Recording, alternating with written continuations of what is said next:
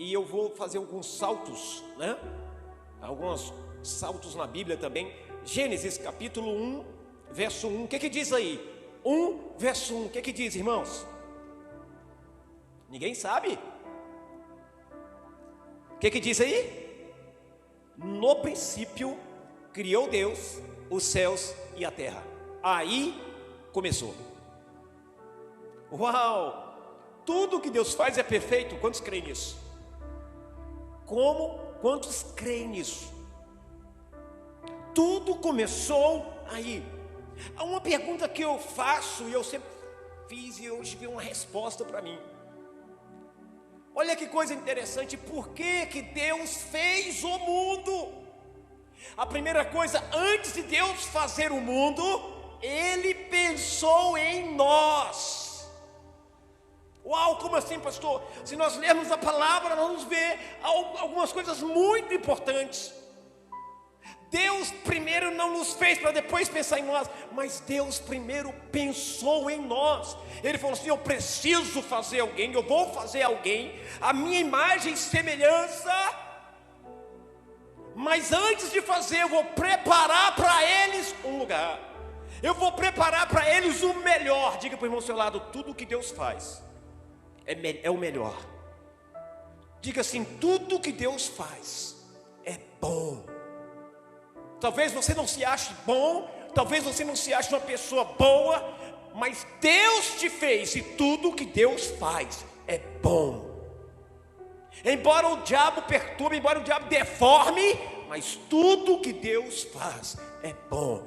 Olha para o irmão do seu lado, aponta o dedão na face dele assim: Deus te fez, então você é bom. Vamos nesta palavra. E aí o texto diz, e eu continuo dizendo, porque Deus, no princípio criou Deus os céus e a terra. Porque Deus criou, porque Deus criou aleatoriamente. Não, diga para o irmão ao seu lado: Deus criou, porque estava pensando em você. Uau, que é isso, pastor? Ninguém cria nada por nada. Ninguém cria por criar, querido. Sempre tem um propósito. Quem criou a lâmpada, criou para quê?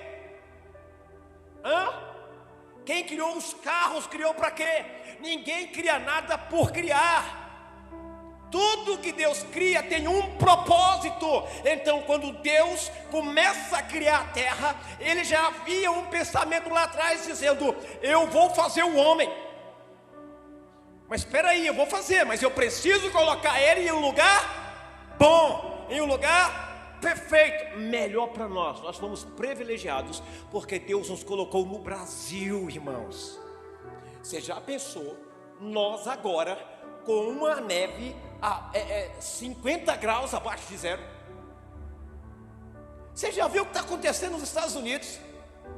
Já pensou nós em um lugar onde a neve estaria a 10, 20 abaixo de zero? Queridos, presta atenção, aqui faz frio, mas a gente resiste tranquilo. A gente anda com nossos carros. Aqui, olha outra coisa, nós encontramos árvores frutíferas no meio da rua. Você joga uma semente de abacate, queridos, daqui a pouco você vai ver o abacate nascendo. Sabe, ela germinando. Eu falo: meu Deus, tudo que se joga nessa terra nasce. E nós olhamos onde Deus nos colocou, porque tudo que Deus fez é bom. A terra é boa, Deus fez a terra, mas o pecado a corrompeu. Como tudo começou? Começou Deus pensando em você. Diga para o irmão do seu lado: tudo começou com Deus pensando em você. Pastor, Deus pensou em mim hoje, agora, desde lá de trás. Sim, Deus já pensava em você. Deus pensava: agora eu vou fazer o Adam e a Scarlett, vou colocar no Brasil. Vou fazer o Johnny e a Cássia, vou colocar no Brasil. Vou fazer o pastor Sandro e o pastor Tim, vou colocar no Brasil. Vou fazer a Ana Paula e vou colocar naquele continentezinho ali, no Brasil. Porque o melhor lugar para nós estarmos é no Brasil. Pastor, mas Satanás está tentando tomar de todas as formas. Mas, queridos, aqui é o melhor lugar, porque Deus nos fez nascer aqui. Posso ouvir um amém? Como é que tudo começou, pastor? Começou Deus pensando em você.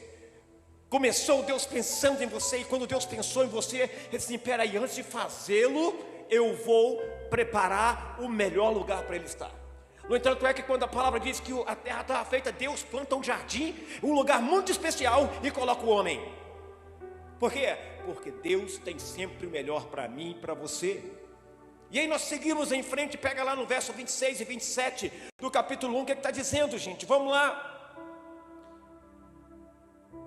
Desculpa, capítulo 1, é isso mesmo, capítulo 1, verso 26 e 27. E Deus disse, depois, o que Deus disse? Depois de que Deus disse, irmão? Depois de ter feito o melhor, agora Ele vai fazer o melhor ainda. Quem é? Eu e você. E olha o que o texto diz. Deus disse: façamos o ser humano a nossa imagem, conforme a nossa semelhança.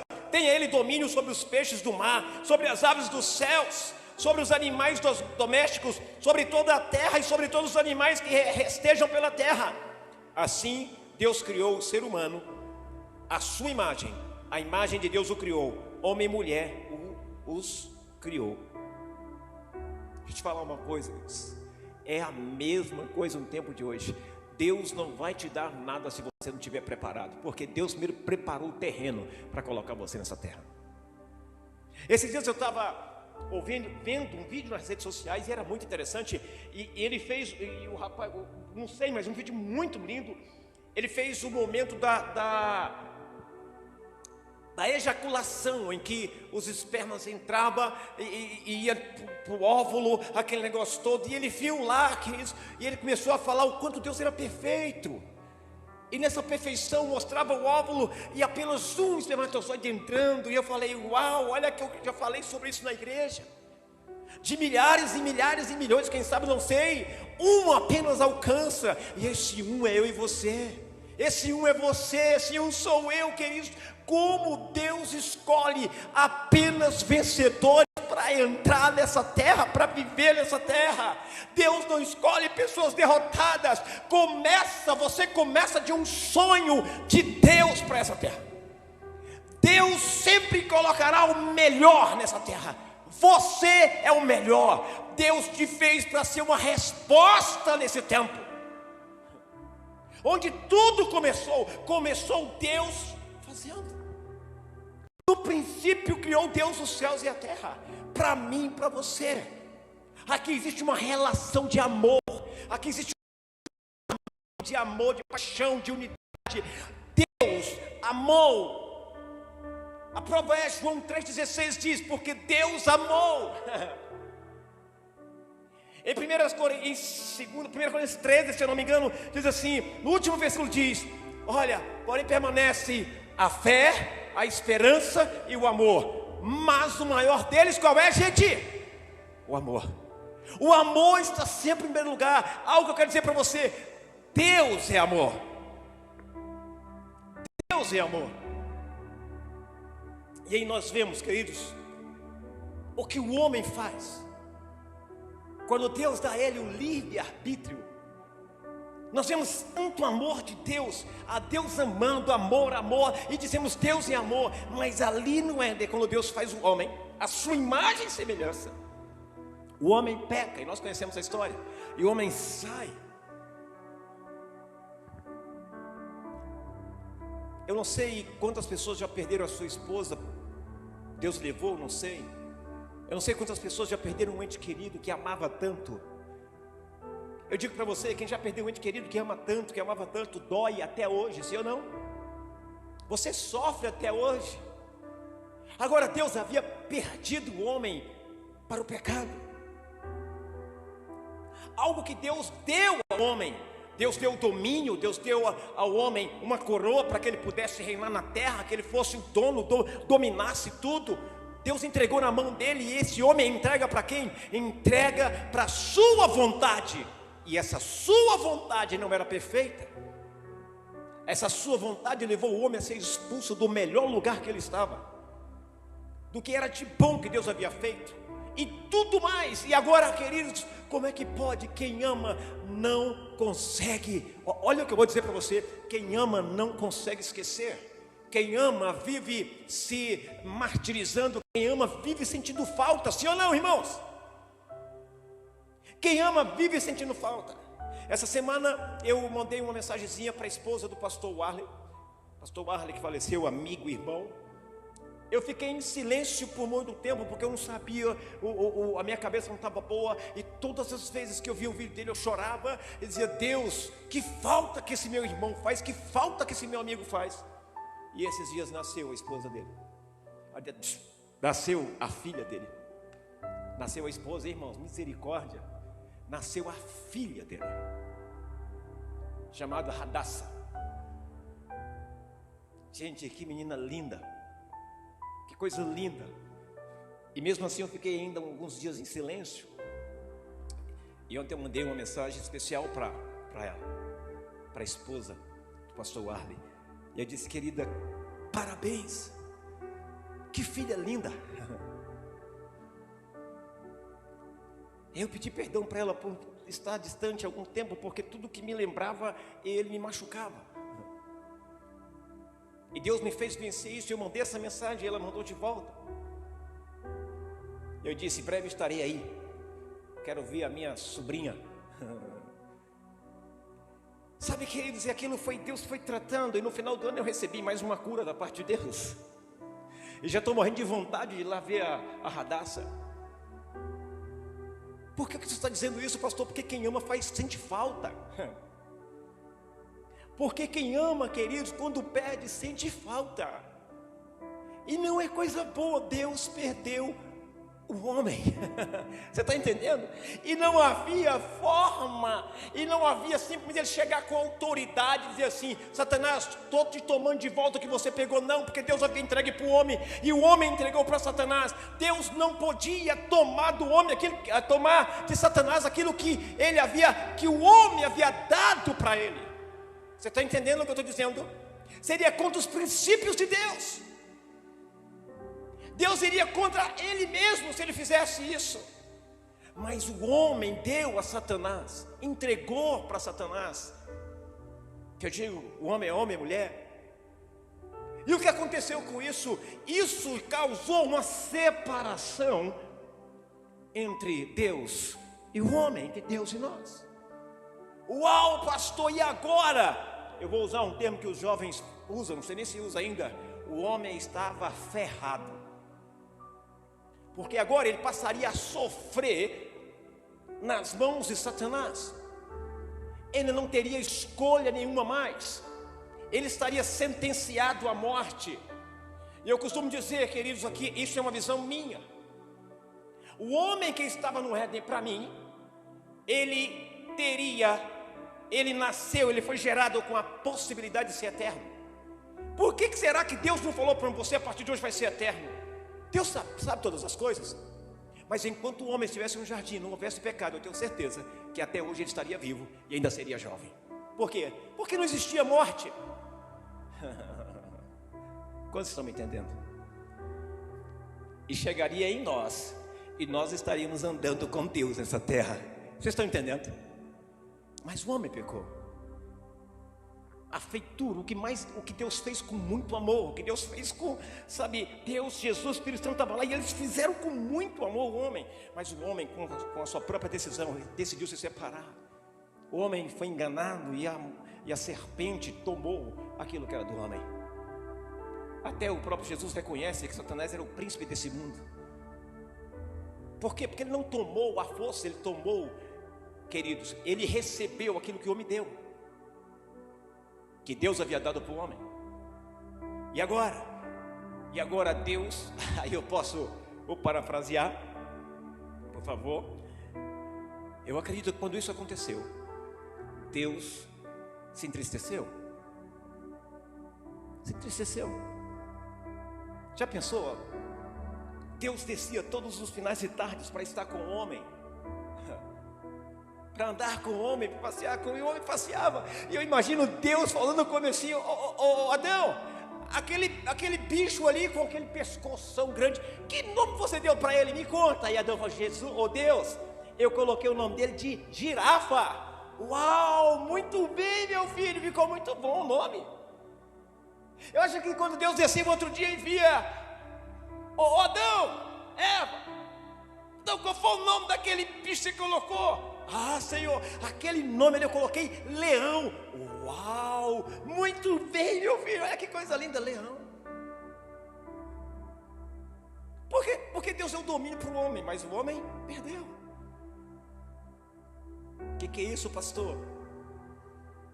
E agora Deus tinha perdido a coroa do jardim. Deus havia perdido como é que se diz? A maior obra de arte dele. E agora? Perdeu, e Deus sofreu com isso, se entristeceu com isso. Deus falou: por que você foi dar ouvido à serpente? Foi isso ou não foi, gente? Por que você vai dar ouvido? Gente, eu não falei para você não comer daquela árvore. Ah, Senhor, mas a serpente, mas eu falei para você. Por que você foi ouvir a serpente, não a mim? Agora olha aí o que vocês fizeram. Agora olha aí, eu não posso ir mais contra os princípios que eu mesmo determinei. Agora por causa disso, vocês vão sofrer. E aí Deus começa a falar o que ia acontecer. Você acha que Deus, qual é o pai que determina um castigo, determina algo para o filho, que esse pai fica feliz com isso? Qual é? O pai sempre busca uma reaproximação.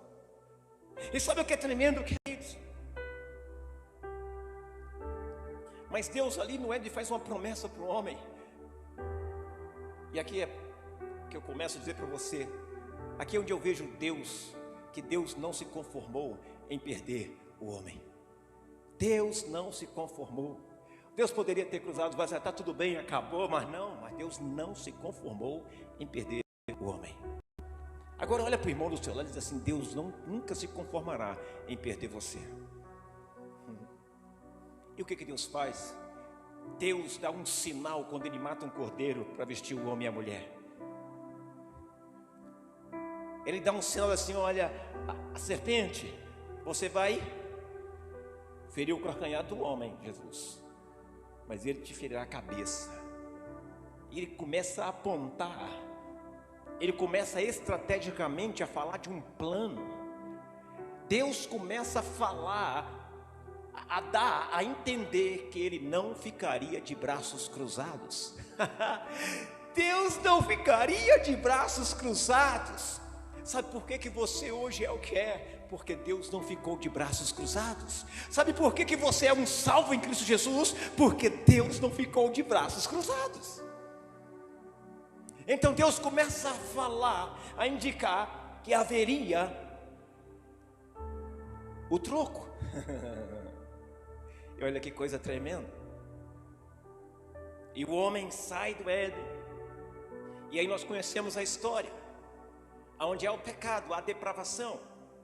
Onde há o pecado, queridos, há um poço, parece que não tem fim, que você vai mergulhando, mergulhando, e cada vez mais profundo, e parece que não tem fim. E aí nós vemos o que acontece, queridos, em Gênesis, lá no capítulo 6, verso 5.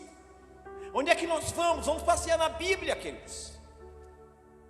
Vamos passear na Bíblia. 6,5 está dizendo que o Senhor viu que a maldade das pessoas havia se multiplicado na terra, e que todo o desígnio do coração delas era continuamente mal. Algo que você pode perceber: quando o pecado entrou, esse pecado se expandiu. Vocês estão entendendo? Esse pecado se expandiu. E quando Deus olha assim: rapaz, olha que coisa, tudo que eu fiz está indo por água abaixo. Tudo que eu fiz está sendo destruído pelo pecado. Tudo que eu fiz eu não posso perder. Por quê, queridos? Presta atenção. A palavra diz que o ladrão vem para roubar, matar e destruir. E o que Satanás estava fazendo ali? Ele estava destruindo, acabando, matando com a obra mais perfeita de Deus. Quem, pastor? Com o homem. Porque é isso que o pecado faz, é isso que Satanás faz, é isso que Satanás trabalha para fazer. para destruir você. E talvez você diga assim: ah não, pastor, não faz isso não. Faz aos poucos, devagarzinho, te oferecendo uma coisa que talvez você pense que não é nem pecado, uma coisa que você aceita por inocência, e o negócio vai virando uma bola de neve. Daqui a pouco você está perdido, enrolado, e você diz: e agora, Senhor? Aí Deus envolve, olha e diz assim: o que é isso? Olha como foi tão rápido, olha como o mundo ficou tomado pelo pecado. Aí Deus diz: não, vou dar um jeito. Vou dar um jeito. Qual foi a decisão de Deus? A decisão de Deus foi: vou acabar com esse mundo, vou destruir tudo. E tem um texto, algumas passagens, algumas bíblias, versões dizem que Deus se arrependeu. Mas a questão é, Deus decidiu acabar com aquilo que ele tinha feito. E Deus diz: vou acabar. E sabe o que mais, queridos? Quando Deus estava se preparando para isso, ele encontra um. Aqui não está dizendo que ele encontra a família, ele diz que encontra um. E por causa desse um, ele não destruiu a terra, os homens, tudo. Pelo contrário, quando ele viu esse um que servia ao Senhor, que buscava o Senhor, ele disse: espera aí, eu não posso destruir aquilo que eu criei por completo. Mesmo diante da palavra que Deus havia dito que iria destruir, existia amor. Deus, você sabe quantos já sacrificaram um animal? Eu fui levar a Chloe esses dias no veterinário, eu e Emily chegamos lá, e de repente saiu uma mulher chorando do consultório. E aí o doutor nos chamou, nós entramos, perguntou: doutor, o que houve? Aí o doutor falou assim: rapaz, eu tive que fazer a coisa mais terrível que tinha que fazer. Eu fui lá para trás, eu até fiquei quietinho um tempinho, chorando, porque ele gosta muito de animal. Ele tinha que sacrificar, ele sacrificou um animalzinho. Aí eu percebi porque que aquela mulher saiu chorando ali. Você acha que Deus se alegra quando o ímpio, quando o pecador morre? Não. Deus não tem prazer na morte do ímpio, mas Deus tem prazer na morte do justo, porque o justo vai morar com ele. Você está entendendo? O que eu quero que você entenda, queridos, o que eu quero que você entenda é que quando Deus olha para a terra, fala: peraí, está tudo errado aqui. Não foi para isso que eu fiz. E aí Deus fala: vou destruir tudo. Mas ele encontra uma pessoa que ainda o amava, que o buscava. Ele diz: opa, não dá para destruir não, tem uma pessoa ali. E por causa dessa pessoa, Deus traz toda a família junto. E Deus gera de Noé e sua família uma nova humanidade. Uau! E aí Deus continua. E aí passa Noé, o mundo começa a entrar em pecado novamente. O que Deus diz? Deus diz: agora o homem, porque o homem é terrível, o homem é mau, ele não vai passar de 120 anos. Alguém já viu alguém passar de 120 anos nessa terra aqui? Eu não. Quem disser que tem 121 anos é mentiroso. Entre você chamar Deus mentiroso e chamar a pessoa, está dizendo isso, eu chamo a pessoa, Deus não. Se Deus diz, está dito, acabou, meu filho. E aí o que Deus faz? Presta atenção. Deus, ele diz: caramba, o homem não vai ver mais, está terrível. E aí Deus começa a gerar, colocar totalmente em prática: eu vou fazer um novo povo. Olha o que Deus faz. Como é que o passarinho faz quando ele está prestes a colocar os ovos? Ele começa a preparar um ninho, sim ou não? Começa a fazer um ninho, sim ou não? Desde Gênesis, Deus está fazendo isso para nos alcançar. E o que ele faz? Ele diz assim, Gênesis capítulo 12, passa Noé. Em Gênesis capítulo 12, ele encontra uma pessoa inconformada. E ele chama essa pessoa, ele encontra Abrão. Não é Abraão, ele encontra Abrão. E no versículo capítulo 12, ele chama Abraão. Mas antes um pouquinho, no capítulo 11, nós vamos ver, queridos, que é a Torre de Babel, em que todo mundo falava a mesma língua, e o único objetivo desse povo era alcançar o céu, chegar até Deus. Deus fala assim: esse negócio está bagunçado, vamos olhar aqui, vamos preparar esse negócio aqui, porque esse povo todinho vai chegar lá. Olha como é que eles estão fazendo. E a palavra diz que Deus separa eles, coloca uma mistura de línguas.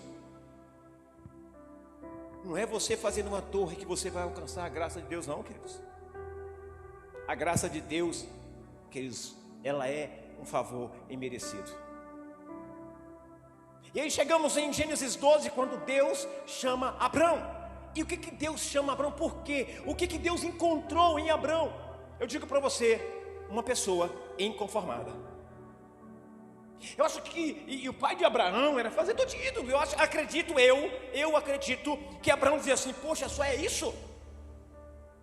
Poxa, é só isso que eles dizem que completa a vida? É só isso só? O evangelho é só isso? A pregação é só isso? Tudo é só isso? Peraí, eu estou cansado disso. E Deus encontrou em Abraão essa pessoa inconformada. E Abraão ouve a voz de Deus. Agora você perceba que Abraão não tinha Bíblia naquele tempo. Não tinha Torá, não tinha nada. Ele só ouviu uma voz, a voz de Deus dizendo: sai e vai para o lugar que eu te mostrarei. E Abraão saiu. Mas Deus disse também a Abraão: de ti farei uma grande nação, e em ti serão benditas todas as nações da terra. Olha que coisa tremenda. Em Gênesis 12 isso acontece. Deus chama Abraão. Deus muda o nome dele para Abraão, que é pai de multidões e nações. Chama e Sara, ele muda de Sara. É Sarai ou Sara, gente? Para Sara. Sarai. Mãe de multidões, mãe de grandes nações. Abraão tem Isaac. Olha Deus começando a trabalhar. E aí o que Deus faz? Abraão e Sara era estéril. Sara era estéril e não podia ter filhos. Mas como é que você faz uma grande nação, gera um filho faz uma grande nação se você é estéril, se a sua esposa é estéril? Queridos, acima de qualquer coisa tem a promessa de Deus. E por mais que os médicos dizem, que as pessoas digam, se tem uma promessa de Deus, vai se cumprir. Melhor é ficar com o que Deus diz do que com o que os outros dizem. E o que acontece? Abraão continua crendo, e aí nasce Isaac, o filho da promessa. E de Isaac, eu vou adiantar, de Isaac nasce quem, gente? Jacó. E Jacó tem quantos filhos, gente? 12 filhos. O que Deus disse para Abraão? O que Deus disse lá em Gênesis, quando o homem caiu? Deus estava preparando a virada. Você está entendendo? Deus estava preparando a virada. Nem Satanás sabia, nem Satanás conseguia ler nas entrelinhas o que Deus estava fazendo. Há uma revelação da parte de Deus hoje tremenda para você entender onde tudo começou. Uma outra oportunidade, eu vou trazer outra palavra dizendo onde tudo vai terminar. Mas aqui eu quero dizer hoje para você apenas onde tudo começou. E aí Jacó gera 12 filhos. Esses 12 filhos, queridos, se tornam tribos, sim ou não? Sim ou não, gente? Incluindo os filhos de José, que são enxertados aí. 12 tribos, essas 12 tribos, queridos, se tornam o quê? Elas entram no Egito e ali ficam, e eles crescem. Êxodo capítulo 1, nós vamos ver que todas as pessoas que eles conheciam, que José conhecia, que os reis que conheciam José, morreram, e agora o rei já não conhecia mais, Faraó já não conhecia mais, e ele se assustou com a quantidade do povo. Olha Deus trabalhando. No deserto, os filhos de Jacó não sobreviveriam, e Deus leva para o Egito e sustenta eles lá. Qual era a promessa de Deus para Abraão? De ti farei uma grande nação. Só que Abraão não sabia do principal, que de Abraão nasceria quem? Nós sabemos quem. E aí nós vamos caminhar e vamos continuar vendo a história. A história diz o quê? Que Deus levanta Moisés e tira quem? O povo do Egito. E o que Deus faz? Aquele povo não era nação, mas Deus havia prometido a Abraão que faria dele uma grande nação. Aquele povo não era nação, era um bando de escravos. E a palavra diz que 40 anos, anote que eu falei comigo, 40 anos. Não, você não falou, 40 anos. 40 significa na Bíblia mudança, metanoia, você está entendendo? Então 40 anos eles andaram pelo deserto, e 40 anos Deus trabalhou a mentalidade deles. Aí desculpa falar, mas os burros não entenderam. E chega na beirada do Jordão para avançar na terra. Nós sabemos, conhecemos a história, eles desistiram. E entra uma nova geração. Aquela geração, depois da geração de Moisés, a geração de Josué, eles assumem, mudam a mentalidade por completo. Vou dizer uma coisa para você mudar a sua mentalidade, você tem que nascer de novo. Da água e do Espírito, senão tu vai continuar carnal. E essa nova geração, ela nasce com um desejo de ter o seu lugar, o seu espaço e de ser uma nação forte.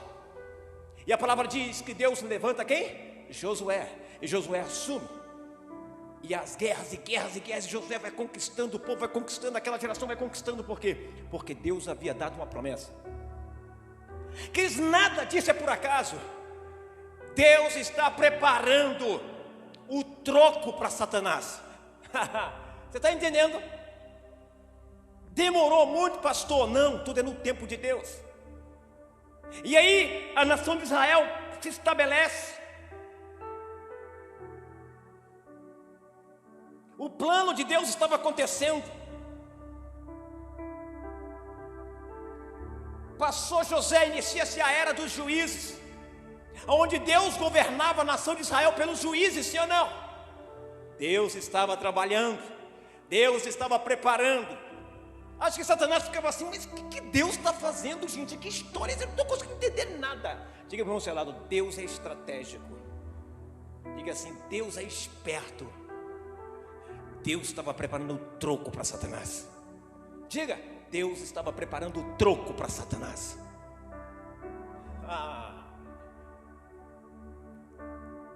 Sabe por que Deus diz isso em sua palavra? Esperei com paciência. Olha quantos anos se passaram, a paciência de Deus. E Deus foi trabalhando. Passa a era dos juízes. O último juiz quem foi? Samuel. E Samuel faz o quê? Ele unge o primeiro rei. Por quê? Porque o próprio povo, a nação de Israel, faz o quê? Rejeita Deus.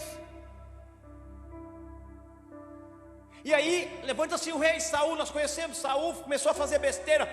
Deus levanta um homem, uma criança, um jovem segundo o coração dele, sim ou não? Quem foi, gente?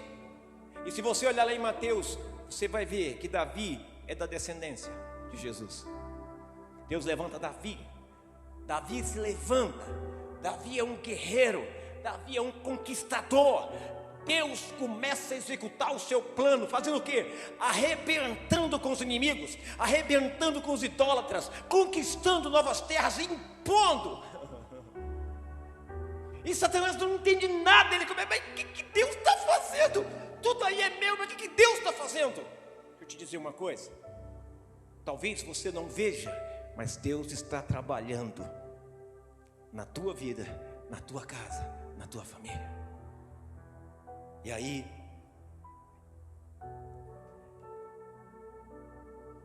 nós vemos que depois de Saul e Davi, reis estabelecidos, vamos dar um salto na história. Senão a gente vai ficar aqui até amanhã de manhã, outro dia. E aí nós entramos no Novo Testamento. Nós vimos antes um pouquinho que os profetas profetizam sobre Jesus, sim ou não? Isaías 53 fala até como ele ia morrer, o que ele ia sofrer. E aí a coisa começou a ficar mais clara. E aí nós vamos para Mateus. Olha que coisa linda. Antes disso, quando o anjo aparece em Mateus, qual é o império que nós temos? Diga assim para o teu irmão, quando Deus coloca um plano em execução, diga, é para arrebentar. Agora a história, a maior nação, o maior poderio militar, o maior domínio dos tempos de Jesus, quem eram? Quem eram, gente? Os romanos. A maior infraestrutura no mundo era a romana. estradas, portos e tudo mais. Você conseguia se locomover de um lado para o outro, de uma nação para outra, aquele negócio todo. E foi justamente aí que Jesus nasceu. Diga para o irmão ao seu lado assim: Satanás vai tomar um tabefe. Diga: Satanás vai tomar um tabefe agora. Deus preparou tudo. Até uma nação Deus colocou para mudar, para comandar o mundo e estruturar tudo. Agora vamos lá. E aí Maria encontra-se, o anjo encontra Maria e diz o que, gente? Diz o que, gente? Vai lá em Lucas capítulo 1, verso 26. Alguém pode ler para mim? O anjo encontra Maria.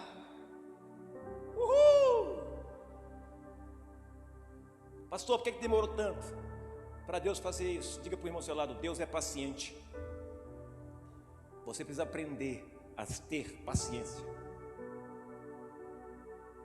Quando você tem paciência, tudo sai perfeito. E aí, vamos lá? Pode ler para mim, por favor?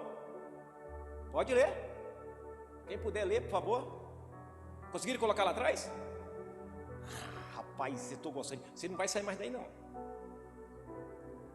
No 6º mês, Deus enviou o anjo Gabriel a Nazaré, cidade da Galileia, a uma virgem prometida em casamento a certo homem chamado José, descendente de quem, gente? Vamos lá. E você sabia que ninguém podia casar com outra tribo? Um membro de uma tribo podia casar com um membro de outra tribo? Sabiam disso? A Bíblia diz que ele é descendente de Davi, mas Maria também era da tribo de Davi. Olha aí, vamos lá. O nome da virgem era Maria. Passa. O anjo, aproximando-se dela, disse: alegre-se, agraciada. Quantas agraciadas temos aqui? Quantos agraciados temos aqui? Tem não, gente, olha. Quantas agraciadas temos aqui? Agraciados. Ele diz: o Senhor está com você. Olha que palavra forte. Ele diz: o Senhor está com você. Deus está sentado no seu trono, eu posso imaginar. E Deus fala assim: Gabriel, chegou a hora. Que hora, Senhor? Você não falou nem para nós. Chegou a hora. Vai lá. Tá vendo aquela jovenzinha lá? Vai lá e desce até lá e fala para ela que ela foi escolhida, para que através dela o Salvador entre na terra. Agora chegou o momento de eu recuperar o que se havia perdido. Quem ama não esquece, diga comigo. Passou anos, passaram gerações, mas Deus não esqueceu de mim e de você. Passarão anos e gerações, mas Deus jamais esquecerá de você. Desce lá, Gabriel, e fala com ela que eu escolhi. Chegou a hora de dar um tapa. Chegou a hora de começar a colocar o plano em ação. E aí o anjo desce, escolhe Maria. E Maria, o que ela diz? O que ela diz? Ela se coloca à disposição da vontade de Deus plenamente. Ela sabia de todos os riscos. Você sabe qual era o castigo para uma mulher que engravidasse, ou para uma mulher que estivesse grávida sem coabitar com seu esposo? Que seria traição? Era apedrejamento. Maria correu o risco de ser apedrejada, mas ela se colocou à disposição. Por quê? Porque como Noé, ela amava a Deus. Deus está procurando pessoas que o amem, para que o propósito dele seja cumprido. Quantos creem nessa palavra? Maria dá a luz ao Salvador. Aonde esse Salvador nasce? O que Deus, para cumprir-se a palavra, Deus é perfeito, desperta no coração do imperador, do governador, que assumiu para fazer o quê? Vai ter que fazer o censo. Cada um tinha que viajar para a sua cidade natal para poder fazer o censo. José e Maria era de onde, gente? Belém. Tinha que ir em Belém. Maria com o buchão, tinha que ir em Belém. Olha para o irmão assim: Deus está trabalhando. Tudo precisava ser conforme a palavra que ele havia dado aos profetas. E Deus foi trabalhando, foi trabalhando, foi trabalhando. E aí Maria dá à luz a um filho. Aonde? Aonde, gente? Numa estrebaria, numa manjedoura. Tudo fizeram para tentar matar Jesus, mas não conseguiram, porque o plano de Deus foi perfeito. Tudo que Deus faz é perfeito. Deus não aceitou lá em Gênesis perder você, mas Deus teve a paciência de colocar em ação um plano para salvar você, para me salvar. E esse plano foi movido por amor. E aí Jesus nasce. E o anjo faz o quê? Vai avisar os pastores. Pastores, ovelhas, ovelhas, pastores. Vocês estão entendendo? E os pastores vão aonde? Até onde Jesus está. Como? Através de uma estrela. Olha lá a estrela. Onde é a estrela? Ele está lá. E os pastores chegaram, se prostraram. Eu vou dizer uma coisa para você. Ali, Satanás começou a entender. Começou, não entendeu tudo não.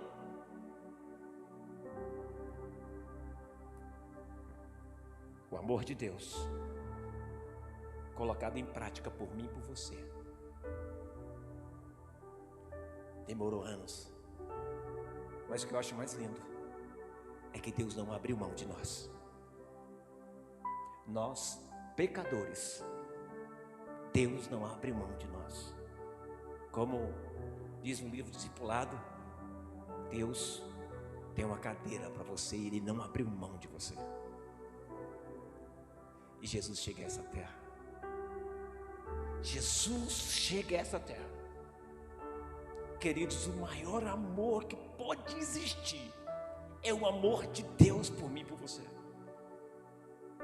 Deus tem a paciência de começar a executar um plano,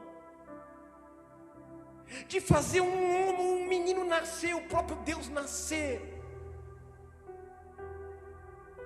O tempo que demorou é muito amor. E a palavra diz que Jesus nasceu. E olha o que, para terminar, no capítulo 2, no verso 8 de Lucas, se você puder.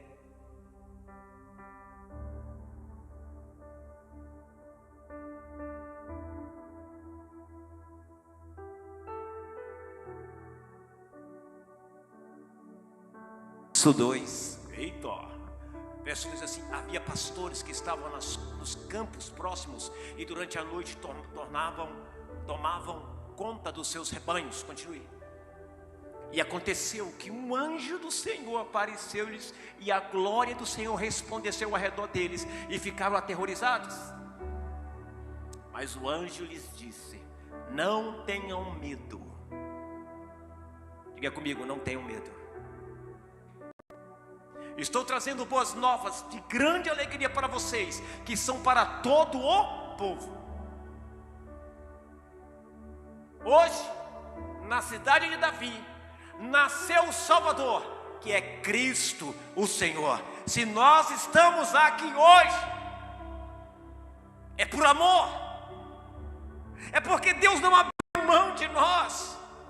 E eu encerro aqui esta palavra. Em uma outra oportunidade eu vou falar para você como termina. Mas hoje, queridos, nós entendemos o propósito pelo qual Deus trabalhou. Deus não aceitou perder o homem para Satanás. Deus não aceita perder você para o pecado. A prova disso é que Ele manda Jesus. A prova disso é o nascimento de Jesus. O nascimento de Jesus traz esperança. O nascimento de Jesus traz vida. O nascimento de Jesus traz alegria. O nascimento de Jesus traz esperança. E a minha oração é: obrigado, Deus, pelo teu filho Jesus. Obrigado, Deus, pelo meu irmão. Porque Deus tinha um único filho por causa do nascimento de Jesus. Agora Deus tem muitos filhos. Eu e você somos filhos. Quantos amam o papai? Jesus nasceu e nos deu vida, alegria, paz. E o nome dele será o quê? Pai da eternidade, Conselheiro, Príncipe da paz, Emanuel. Pode haver amor maior que esse? Pode haver amor maior que esse? Como tudo começou, mas o lindo que eu vou dizer para você é como tudo vai terminar. A noiva de Cristo se encontrando com Ele nos céus. Nós, a igreja, somos a noiva de Cristo. Deus abre mão de mim e de você.